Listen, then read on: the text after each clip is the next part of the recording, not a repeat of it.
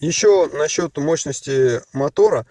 Все зависит от того, с какого автомобиля вы пересели. Конечно, Гранта и Приора несколько динамичней, Kia Rio и так далее. Но если вы сели с какого-нибудь Aveo, с Логана, с других автомобилей бюджетных, то в данном случае, скорее всего, вы ощутите прирост мощности, но всегда можно ее увеличить. Как вы знаете, если а, прошить автомобиль и убрать катализатор.